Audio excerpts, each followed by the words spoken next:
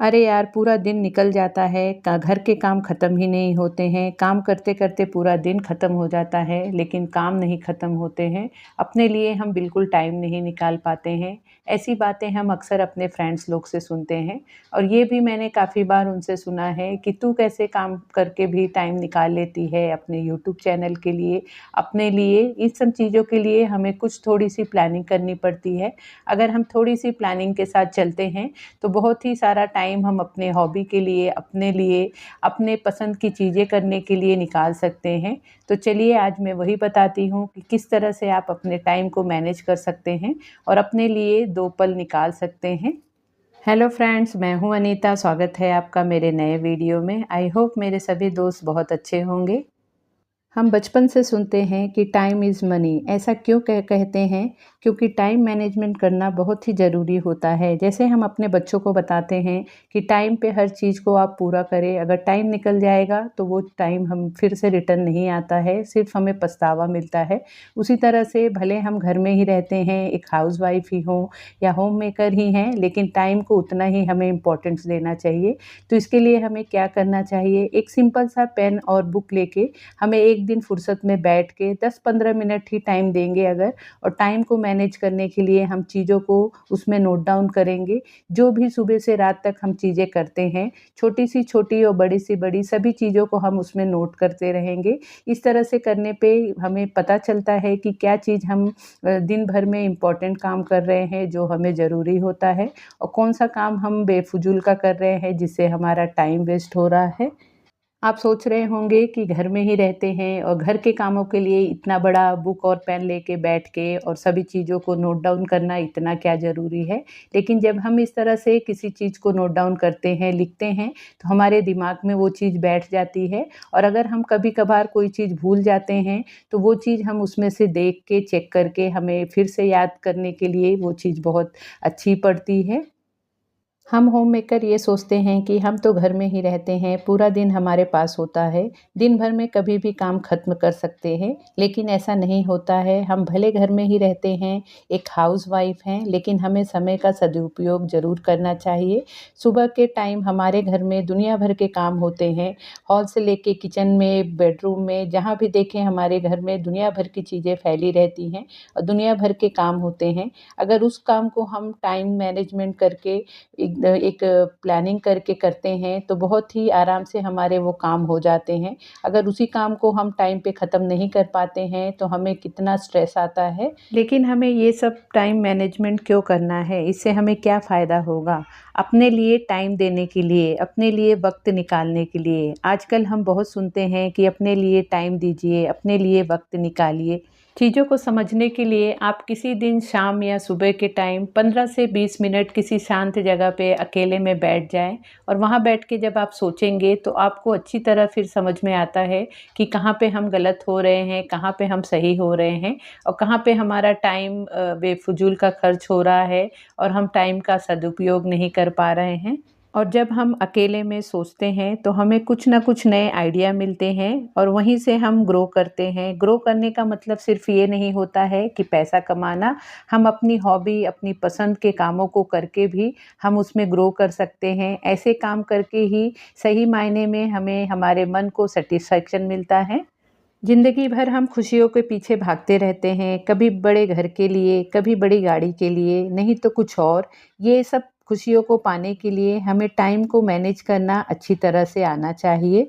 अब देखिए, हम सभी के पास 24 घंटे होते हैं, लेकिन इस 24 घंटे में हम कितना प्रोडक्टिव काम करते हैं, कितना टाइम लगाते हैं, और जिस काम का कोई मतलब नहीं, कोई फ़ायदा नहीं, उसमें हम कितना टाइम वेस्ट करते हैं, इसके बारे में हमें खुद ही सोचना चाहिए। अक्सर मैं अपने आसपास देखती हूँ कि औरतें सुबह का काम करके दोपहर में सो जाती हैं और फिर उठकर फिर उसी घर के कामों में लग जाती हैं, और उनका पूरा दिन ऐसे ही बीत जाता है। मैंने ऐसा कभी भी नहीं किया है। जब से मैं समझदार हुई हूँ, मैं हमेशा अपने हॉबी को पूरा किया है, कभी पैसा कमाते-कमाते और कभी अपने खुशियों के लिए। अक्सर औरतों को देखा है कि दिल में बहुत कुछ रहता है करने के लिए, लेकिन वो कभी घर की ज़िम्मेदारियों का बहाना करके, कभी अपने आप को खुद ही डिमोटिवेट करके अपने खुशियों से पीछे हट जाती हैं। इस ज़िंदगी के फ़ास्ट लाइफ़ में डे बाय डे एक-एक दिन बीतते जा रहा है और जैसे-जैसे दिन बीत रहा है वैसे-वैसे हमारी उम्र भी बढ़ रही है। तो उम्र के साथ-साथ भी हमें अपने आप को टाइम देना ज़रूरी होता है। अगर ज़्यादा नहीं तो 20 से 25 मिनट तो हमें सुबह या शाम में अपने आप के लिए ज़रूर देना चाहिए।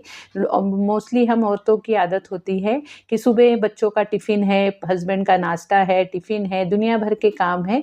इस सब का बहाना करके हम सुबह का एक्सरसाइज़ करना भूल जाते हैं या करते ही नहीं हैं, लेकिन हमें ऐसे नहीं करना चाहिए। अगर आप समझ लीजिए सुबह 6 बजे उठ रहे हैं, तो 6 के बजाय आप 1 घंटा पहले उठ जाएँ, 5 बजे उठ जाएँ और 5 बजे उठ के आप थोड़ा-सा एक्सरसाइज़ अगर कर लेंगे, तो आप देखेंगे कि दिन भर आपको एनर्जेटिक फ़ील होगा और साथ ही आप अपने हेल्थ पे भी ध्यान दे पाएँगे और हमें कुछ ना कुछ तो खुशी मिलेगी कि हमने अपने लिए वक़्त निकाला।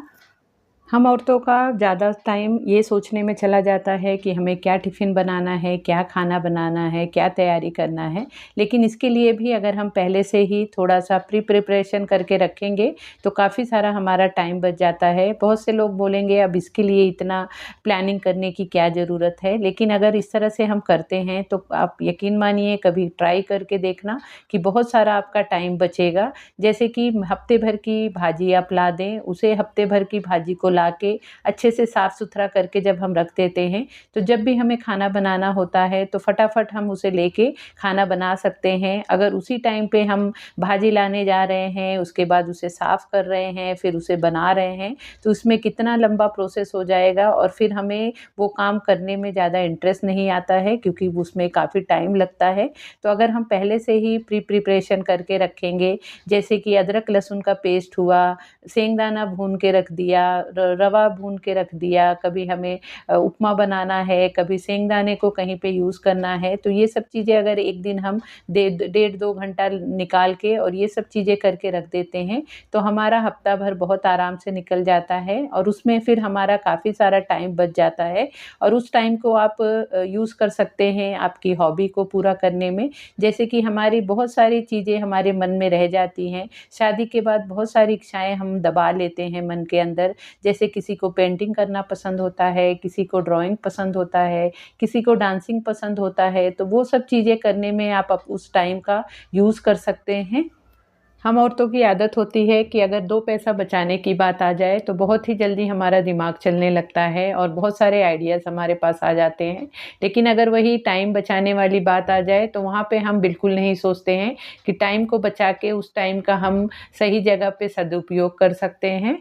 तो देखिए टाइम मैनेजमेंट में हमें क्या-क्या करना है। पहला आप जो भी टाइम पे आप उठते हैं उससे 1 घंटा पहले उठने की कोशिश करें। जब इस तरह से हम 1 घंटा पहले उठेंगे तो हमारे काम फटाफट हो जाएँगे। उसके बाद हमें दिन भर का टाइम मिलेगा दूसरे काम करने के लिए। और दूसरा आप हफ्ते भर की प्लानिंग करके रखें। इससे आपको धीरे-धीरे आदत हो जाएगी और ऑटोमेटिक फिर हम प्लानिंग के साथ ही अपने कामों को किया करेंगे।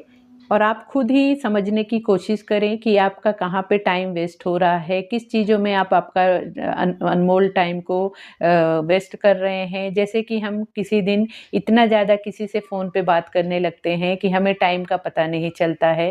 किसी दिन हम मोबाइल में इतने देर लगे रह जाते हैं कि हमें टाइम का पता नहीं चलता है। लेकिन ऐसा नहीं है कि हम एन्जॉयमेंट नहीं करें, थोड़ा-सा टाइम पास नहीं करें, वो भी आप कीजिए लेकिन टाइम लिमिट के अंदर कीजिए कि उसके बाद जब आपका ध्यान टाइम पे जाए तो आपके लिए एक हापा-धपरी ना हो जाए कि अरे अब तो बिल्कुल टाइम ही नहीं बचा है, फिर आपको जल्दबाजी में काम करना पड़े। किसी दिन हम बाहर चले जाते हैं तो इतना देर टाइम पास कर लेते हैं कि जब घर पे आ जाते हैं तो 100 काम हमारे सामने दिखते हैं। तो इस तरह से आप नहीं करेंगे तो आपको ज़्यादा टाइम का वैल्यू रहेगा और आपका टाइम बचेगा और सही टाइम पे आपका काम खत्म होगा। हम दिन भर अपने घर के कामों में लगे रहते हैं कि हमें घर में ही रहना है, घर के ही काम तो करना है, क्या और अलग काम करना है। उस चक्कर में हम दिन भर उसी काम में लटके रहते हैं। लेकिन अगर आप देखिए किसी दिन हमें कहीं जाना होता है, तो उस दिन हम किस तरह से फटाफट अपने काम को निपटा लेते हैं। 9-10 बजे तक हमारे पूरे काम निपट जाते हैं।